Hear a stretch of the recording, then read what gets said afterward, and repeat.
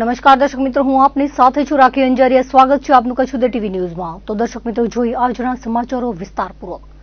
ભુજ તાલુકાના ખાવડા વિસ્તારમાં અકસ્માતની બે ઘટનામાં 3 લોકોના મોત થયા હતા।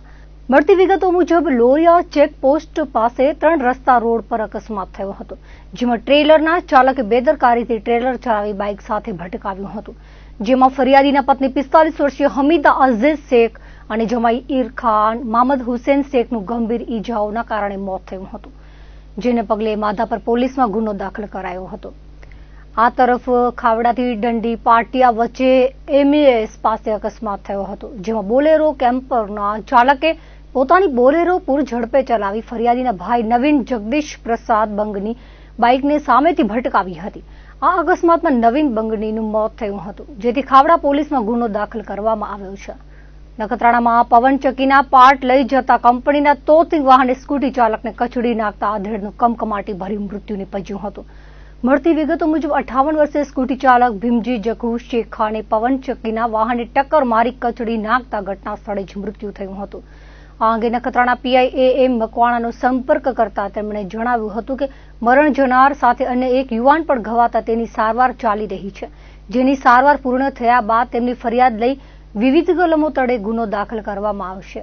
ગાંધીધામમાં મચ્છુનગર ફાટક પાસે મૃત શિશુ મળી આવતા ચકચાર મચી ગઈ હતી। બી ડિવિઝન પોલીસમાંથી મળતી વિગતો મુજબ સાંજના અરસામાં 4 દિવસનો શિશુ મળી આવ્યો હતો, જેને રામબાગ હોસ્પિટલમાં લઈ જતા તબીબ દ્વારા મૃત જાહેર કરવામાં આવ્યો હતો, જેથી બી ડિવિઝન પોલીસે અકસ્માત મોતનો ગુનો દાખલ કરીને આગળની તપાસ હાથ ધરી છે। અંજારમાં અકસ્માતમાં ઘવાયેલા ટીઆરબી જવાનનું સારવાર દરમિયાન મૃત્યુ થયું હતું। મળતી વિગતો મુજબ અંજારમાં મકલેશ્વર મહાદેવ મંદિર સામે પુલ પર સપ્તાહ અગાઉ ઘટના બની હતી। અંજાર પોલીસ મથકના ટીઆરબી જવાન હિમાંશુ મકવાણા પુત્રીના જન્મદિવસની કેક લઈને એક્ટિવા પર ઘરે જતા હતા, ત્યારે પૂરપાટ આવતા ટ્રેલરે ટક્કર મારી હતી, જેમાં ઈજાઓ પહોંચતા સારવાર માટે ખસેડાયા હતા। જોકે સારવાર દરમિયાન તેઓનું મોત થતા અંજાર પોલીસમાં ગુનો દાખલ કરવામાં આવ્યો છે। રાજ્યમાં દારૂબંધી માત્ર નામની છે। પશ્ચિમ કચ્છમાં છેલ્લા 4 મહિનામાં અંદાજે 5 કરોડથી વધુનો દારૂ પકડાયો છે। તેવામાં ભુજ આવતો શરાબ રાજકોટમાં પકડાયો હોવાનું સામે આવ્યું છે। પોલીસ કાર્યવાહીથી બચવા માટે સીલબંધ બેરલમાં દારૂના ક્વાટરિયા ભરવામાં આવ્યા હતા, જોકે બાતમીના આધારે આ દારૂ પણ પકડાઈ ગયો હતો। મળતી વિગતો મુજબ ગોવાથી ભુજ આવતા 26,88,000 દારૂનો જથ્થો પકડાયો હતો।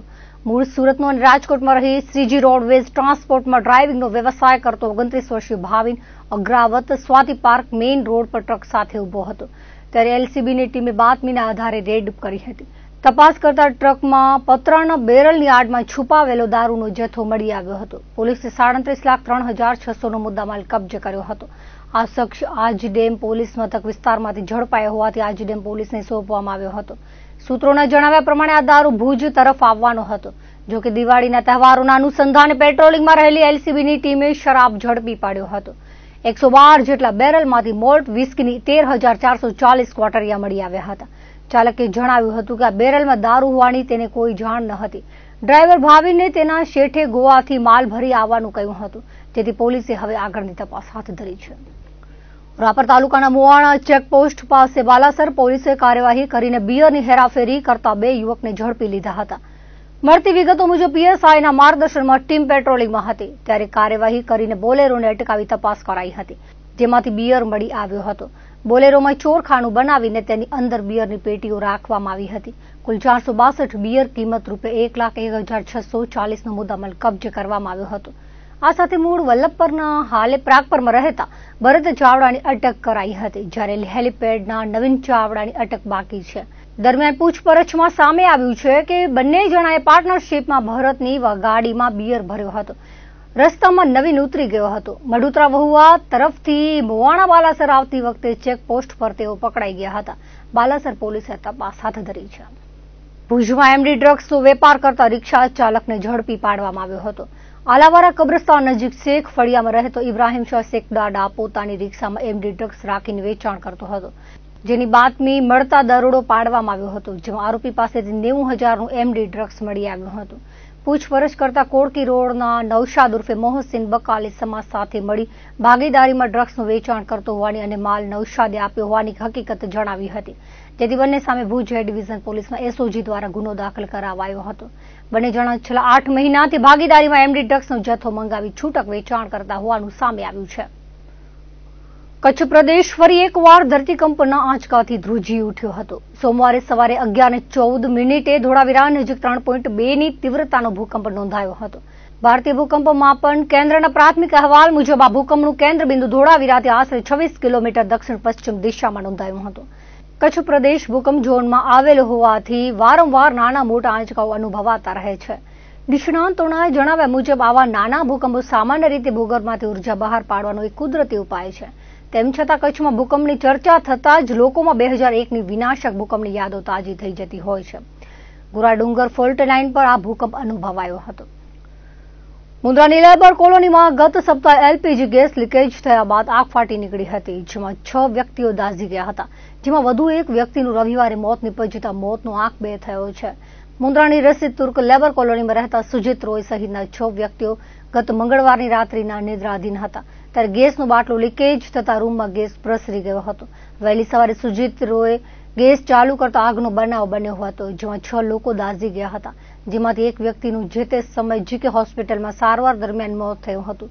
દરમિયાન રવિવારે વધુ એક વ્યક્તિનું મોત થયું હતું. મુન્દ્રા પોલીસે આગળની કાર્યવાહી હાથ ધરી હતી.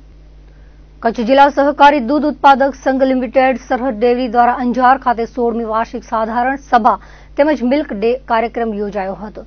સરહદ ડેરીના ચેરમેન વલ્લમજી આર હુંબલના અધ્યક્ષસ્થાને યોજાયેલા કાર્યક્રમમાં દૂધ સંઘ દ્વારા કરવામાં આવેલ કામગીરીની ઝલક દેખાડાઈ હતી. ઉપરાંત સૌથી વધુ દૂધ ભરાવનાર પશુપાલક તેમજ દૂધ મંડળી દાણ ખરીદનારને પ્રોત્સાહન પૂરું પાડવામાં આવ્યું હતું. આ સાથે ઇનપુટ સર્વિસ તેમજ અન્ય કામગીરી માટે પણ પ્રોત્સાહન પૂરું પાડવામાં આવ્યું હતું. પધારેલા મહેમાનોના હસ્તે દીપ પ્રાગટ્ય કરીને કાર્યક્રમને ખુલ્લો મૂકવામાં આવ્યો હતો, જેમાં કાર્યક્રમના મેનેજર નીરવ ગુસાઈ દ્વારા ગત વર્ષની સભાનું આયોજન કરાયું હતું. આ પ્રસંગે અતિથિઓમાં કચ્છના સાંસદ વિનોદ ચાવડા, કચ્છ જિલ્લા ભાજપ પ્રમુખ દેવજીભાઈ વરચંદ, ધારાસભ્યો ત્રિકમભાઈ છાંગા, કેશુભાઈ પટેલ, અનિરુદ્ધ દવે, પ્રદ્યુમનસિંહ જાડેજા, વિરેન્દ્રસિંહ જાડેજા, માલતીબેન મહેશ્વરી, કચ્છ જિલ્લા પંચાયતના ઉપાધ્યક્ષ મનીષાબેન વેલાણી, પૂર્વ કચ્છ એસપી સાગર વાઘમાર, આહિર સમાજના અગ્રણી બાબુભાઈ આહિર, મુરજીભાઈ મ્યાત્રા ઉપરાંત ઉદ્યોગપતિઓ ઉપસ્થિત રહ્યા હતા.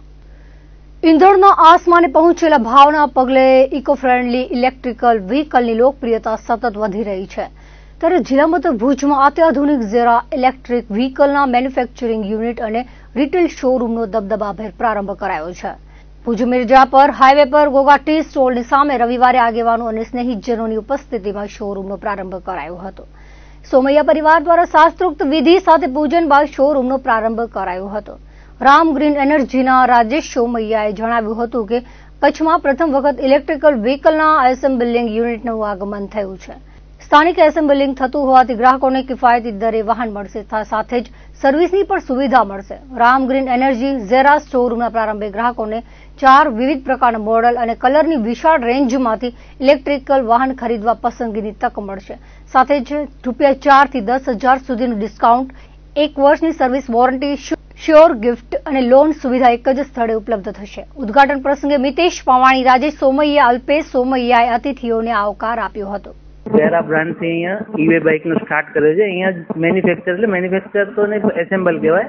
ડાયરેક્ટ માલ આવતો એસેમ્બલ અહીંયા જ કરીએ, એટલે આપણે માર્કેટ કરતાં સારા એવા ઓછા ભાવમાં વેચી શકીએ અને કસ્ટમરને પણ સારી એવી સર્વિસ દઈ શકશો, કારણ કે અહીંયા જ મેન્યુફેક્ચર થયો છે, તો અહીંયા જ અમે સર્વિસ સારી દઈશું.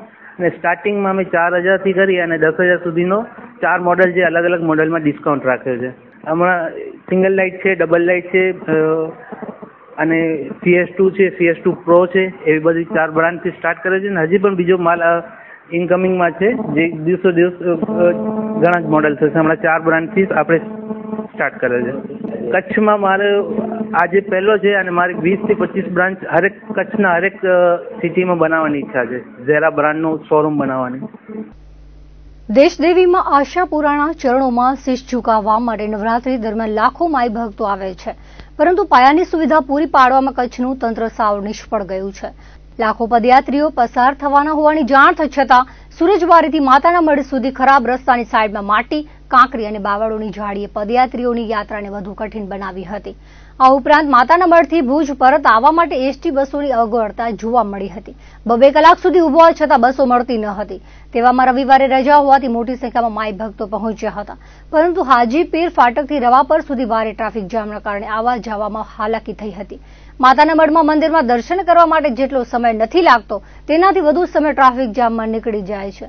નારાયણ સરોવર કોટેશ્વરમાં પણ આવી જ હાલત જોવા મળી હતી. ટ્રક ફેલ થઈ જવાના કારણે 2 કિલોમીટર લાંબો ટ્રાફિક જામ જોવા મળ્યો હતો.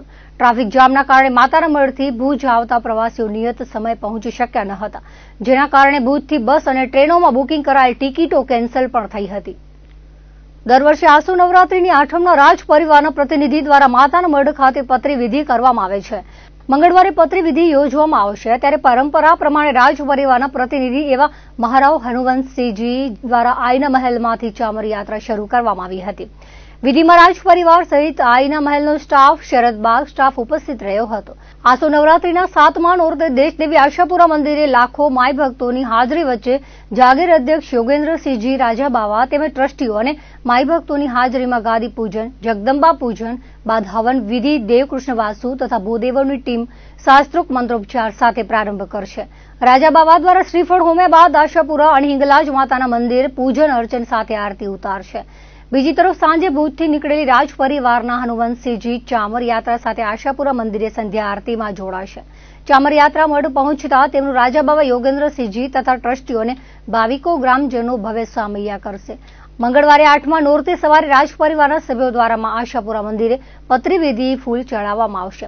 સાથે જ આસો નવરાત્રી મહોત્સવ સંપન્ન થશે. આજે ચામરની વિધિ કરીએ છીએ અને માતાજીને પ્રાર્થના કરું છું કે આપને બધાને સુખ સંપત્તિથી બધી વિધિ પતી જાય, એ જ મારી ઈચ્છા છે. આ માતાજીને બે અંગ કહેવાય છે અને હું માતાજીને પ્રાર્થના કરું છું આપણા બધા તરફથી કે લોકોમાં ભાઈચારો રહે, દેશમાં પ્રગતિ રહે અને દુનિયામાં સંપત્તિ અને શાંતિ રહે. બસ બધાની આમ શુભેચ્છા રાખવાની, શુભેચ્છા બધાની, એટલે કે દેશની, લોકોની અને આપણા કચ્છની પણ. આનો ઇતિહાસ તો નથી ખાસ કરીને, પણ કહેવામાં આવે છે કે લગભગ 250-300 વર્ષ જૂની પરંપરા હાલી આવે છે. સાતમના દિવસે અમે પાંચમની પૂજા કરવામાં આવે છે. એનું કારણ છે કે અમારા કુટુંબમાં દિલીપસિંહજી બાવા ગુજરી ગયા છે, જે દાદા બાવાના કાકા થાય છે.